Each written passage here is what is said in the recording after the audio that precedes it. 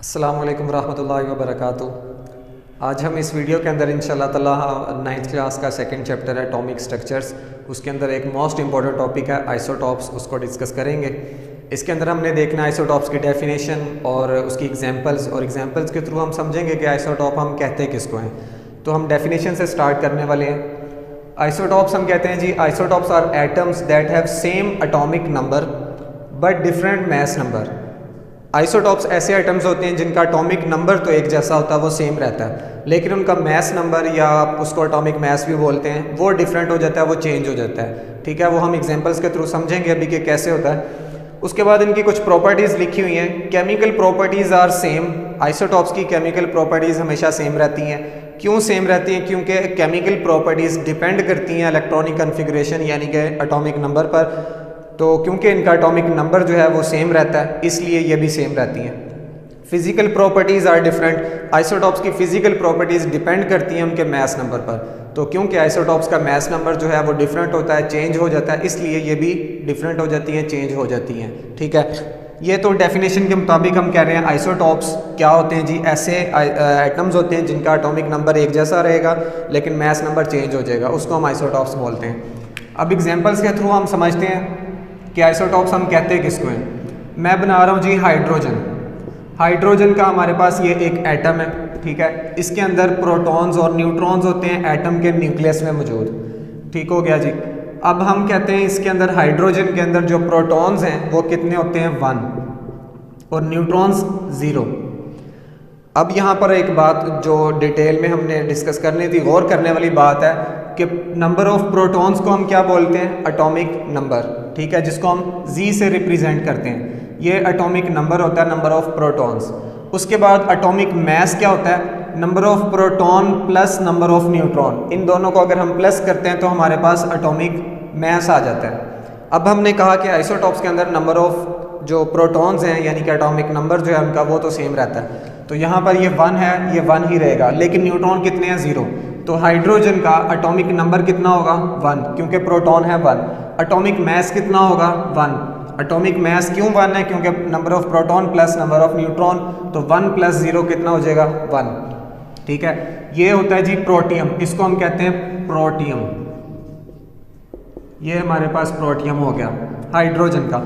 अब इसका एक आइसोटॉप होता है जिसके अंदर प्रोटॉन्स तो 1 है लेकिन न्यूट्रॉन्स भी 1 हो गए। अब देखें वही बात आ गई आइसोटॉप्स वाली कि इनका एटॉमिक नंबर सेम रहेगा लेकिन मास नंबर डिफरेंट हो जाएगा। हमने रीज़न देखनी है कि ये क्यों चेंज होता है, एटॉमिक मास कैसे चेंज हो जाता है। एटॉमिक मास चेंज होने की वजह ये न्यूट्रॉन्स होते हैं। यहाँ पर अगर आप न्यूट्रॉन देखें तो 0 है, यहाँ पर न्यूट्रॉन देखें तो 1 है। प्रोटॉन इधर भी 1 थे, इधर भी 1 थे। ठीक है, तो इसका यहाँ पर हाइड्रोजन जो होगा, हाइड्रोजन का इस केस में, इस आइसोटॉप में जो एटॉमिक नंबर है वो 1 ही है क्योंकि प्रोटॉन 1 थे, लेकिन एटॉमिक मास हो गया कितना? 1 + 1 हो जाएगा 2। ठीक है, तो एटॉमिक नंबर देखें आप 1, इधर भी 1। इसी तरह से एक इसका तीसरा आइसोटॉप होता है जहाँ पर प्रोटॉन्स अभी भी 1 है लेकिन न्यूट्रॉन कितने हो गए हैं? 2। ठीक है, फिर से वही बात कि न्यूट्रॉन चेंज हो गया, इधर 1 था, इधर 2 हो गया, प्रोटॉन उतने के उतने ही है। तो इस केस में क्या होगा कि हाइड्रोजन का एटॉमिक नंबर अभी भी 1 है लेकिन इसका मास नंबर कितना हो जाएगा? 3। ठीक हो गया। तो आप गौर करें कि हमने कहा था सेम एटॉमिक नंबर, जिनका एटॉमिक नंबर एक जैसा रहेगा। आप यहाँ पर देखें तो इसका एटॉमिक नंबर 1 है, इसका एटॉमिक नंबर भी 1 है, इसका एटॉमिक नंबर भी 1 था। क्यों 1 था? क्योंकि प्रोटॉन एक जैसे रहे हैं, सेम रहे हैं, प्रोटॉन चेंज नहीं हुए। चेंज किया हुआ है नंबर ऑफ न्यूट्रॉन, इधर 0 थे, इधर 1 हो गए, इधर 2 हो गए। तो आप इसको अगर टोटल करें 1 + 2 हो जाते हैं 3। ठीक है, इसको हम बोलते हैं प्रोटियम, ये कहलाता है ड्यूट्रियम। इसको हम कहते हैं ड्यूट्रियम जिसके अंदर एटॉमिक मास 2 होता है। और ये हमारे पास होता है जी ट्राइटियम, इसको ट्राइटियम बोलते हैं जिसका एटॉमिक मास 3 होता है। ये हाइड्रोजन के 3 आइसोटॉप्स हैं जिनको हम इस तरह से लिखते हैं: hydrogen, protium, deuterium and tritium. ठीक है, एटॉमिक नंबर देख लें 1 1 सेम है लेकिन एटॉमिक मास चेंज हो गया 1 2 एंड 3। अब आपको पता लग गया होगा कि आइसोटॉप्स होते हैं वो, उनका मास नंबर क्यों डिफरेंट होता है? क्योंकि उनके अंदर नंबर ऑफ न्यूट्रॉन्स जो होते हैं वो चेंज हो जाते हैं, नंबर ऑफ प्रोटॉन सेम रहेंगे। तो हम कहते हैं कि आइसोटॉप्स ऐसे आइटम्स होते हैं जिनका एटॉमिक नंबर एक जैसा रहे लेकिन उनका मास नंबर जो है वो डिफरेंट हो जाए, उनको फिर हम आइसोटॉप्स कहते हैं। इनकी केमिकल प्रॉपर्टीज़ जो हैं वो सेम रहती हैं। क्यों सेम रहती हैं? क्योंकि नंबर ऑफ प्रोटॉन सेम है और वो डिपेंड करती हैं केमिकल प्रॉपर्टीज़ इनकी इलेक्ट्रॉनिक कन्फिग्रेशन पर। उसके बाद हमने कहा था फिजिकल प्रॉपर्टीज़ चेंज हो जाती हैं। क्यों चेंज हो जाती हैं? क्योंकि फिजिकल प्रॉपर्टीज़ डिपेंड करती हैं इनके मास नंबर पर। तो मास नंबर क्योंकि डिफरेंट हो रहा है इसलिए इनकी फिजिकल प्रॉपर्टीज़ भी डिफरेंट होती हैं, चेंज हो जाती हैं। ठीक हो गया जी। ये हमने हाइड्रोजन की एग्जांपल लिया। हाइड्रोजन के अलावा आपके पास और भी एग्जांपल्स हैं जैसे कि क्लोरीन, कार्बन, यूरेनियम आपकी बुक में लिखा हुआ है। ठीक है, हम देख लेते हैं जी। कार्बन के आपके पास आइसोटॉप्स होते हैं। कार्बन का एटॉमिक नंबर होता है 6। एक और कार्बन का आइसोटॉप है, इसका एटॉमिक नंबर भी 6 है और उसके बाद एक और है, उसका भी 6 है, लेकिन मास नंबर चेंज हो जाएगा।